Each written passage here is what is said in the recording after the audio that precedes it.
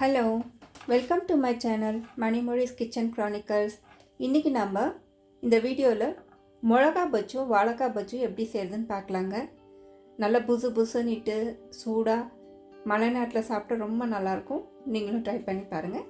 வாங்க அதுக்கு எப்படி செய்யலான்னு பார்க்கலாம். இதுக்கு நான் எடுத்து வச்சுருக்க மிளகாவை கட் பண்ணி எடுத்துக்கிறேங்க. ஃபஸ்ட்டு அதுக்கு முன்னாடி ஒரு கடாயில் எண்ணெய் வச்சுட்டு வந்துடுறேன்.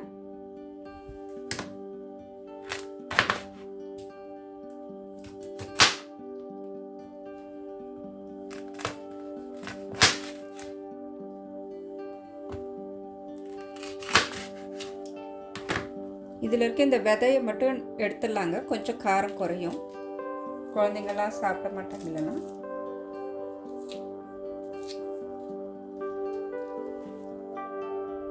இப்போ நான் மிளகாலாம் கட் பண்ணி வச்சுட்டேங்க. வாழைக்காய் வந்து தோல் சீவி எடுத்து வச்சுருக்கேன். அடுத்து நம்ம இதுக்கு மாவு எப்படி கலக்கலான்னு பார்க்கலாம். இதில் நான் 1.5 கப்பு கடல மாவு எடுத்து வச்சுருக்கேங்க. அதை நல்லா சலிச்சுட்டு வந்துடுறேன். ஃபஸ்ட்டு இது கடல மாவு சலிச்சிட்டேங்க. இதுலேயே நான் இப்போ வந்து அரிசி மாவு ஒரு 3 டேபிள் ஸ்பூன் வச்சுருக்கேன். அது சேர்த்துக்கிறேன். அதையும் சலிச்சிடலாம். இதில் 1 டீஸ்பூன் மிளகாத்தூள் சேர்த்துக்கிறேங்க. காஷ்மீரி மிளகாத்தூள் 1/2 டீஸ்பூன், ஆப்ஷனல். வேணும்னா சேர்த்துக்கோங்க, வேண்டாம்னா விட்டுருங்க. அது வெறும் கலருக்காக தான். 1 டீஸ்பூன் உப்பு சேர்த்துக்கிறேன். பெருங்காயத்தூள் கொஞ்சம் சேர்த்துக்கிறேன். இதுக்கு பெருங்காயத்தூள் வந்து ஒரு டீஸ்பூனுக்கு மேலேயே கொஞ்சம் சேர்த்துக்கலாம். ஏன்னா இதுக்கு பெருங்காயத்தூள் ஒண்டி தான் வாசனை இந்த பஜ்ஜிக்கு. ஒரு 1/4 டீஸ்பூன் ஆப்ப சோடா, தோசை சோடா சேர்த்துக்கிறேங்க.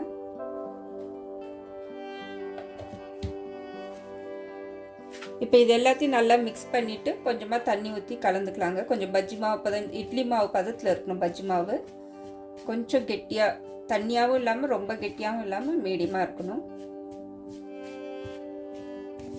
இதில் தேவைப்படுறவங்க இஞ்சி பூண்டு பேஸ்ட்டு கூட சேர்த்துக்கலாங்க ஃப்ளவருக்காக.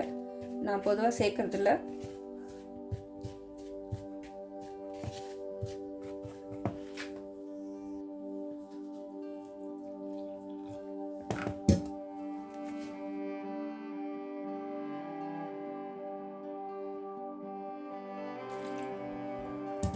ஒரு கப் தண்ணி ஊற்றிருக்கேங்க.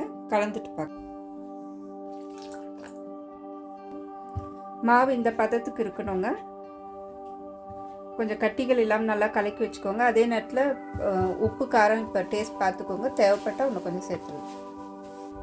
வாழைக்காய் இது மாதிரி மெலிசாக அறுத்து வச்சுருக்கேங்க. ஃபஸ்ட்டு வாழைக்காய் செய்தலாம், ஏன்னா வாழைக்காய் கலர் மாறிடும். இது மாதிரி மாவில் நல்லா டிப் பண்ணிவிட்டு அதை எடுத்து எண்ணெய் காஞ்சிடுச்சு.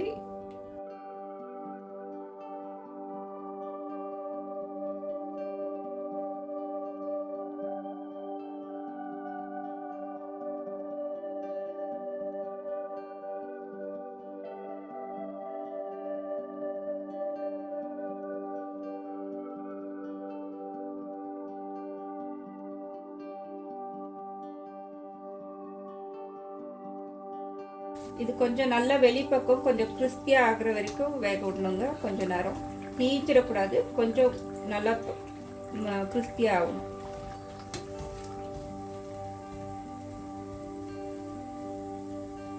இப்போ இந்த எண்ணெயெல்லாம் பபிள்ஸ் வரதை அடங்கிடுச்சுங்க. கொஞ்சம் கலர் வேறு மாதிரி ஆயிடுச்சு.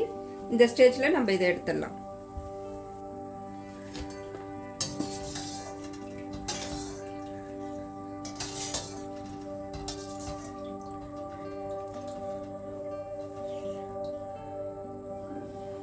இப்போ நம்ம மிளகா போட்டுக்கலாங்க.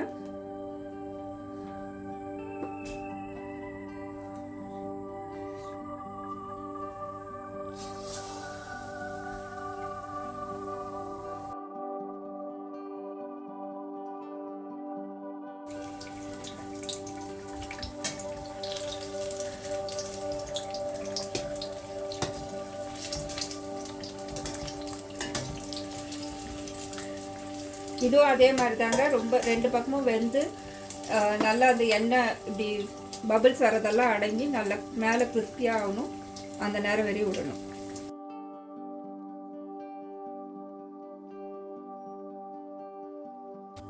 அவ்வளோதாங்க, நம்மளோட சுட சுட வாழைக்காய் பஜ்ஜும் மிளகா பஜ்ஜும் ரெடி ஆயிடுச்சு. நீங்களும் வீட்டில் ட்ரை பண்ணி பாருங்கள். உங்களோட ஃபீட்பேக் கமெண்ட்டில் சொல்லுங்கள். ஷேர் பண்ணுங்கள், சப்ஸ்கிரைப் பண்ணுங்கள்.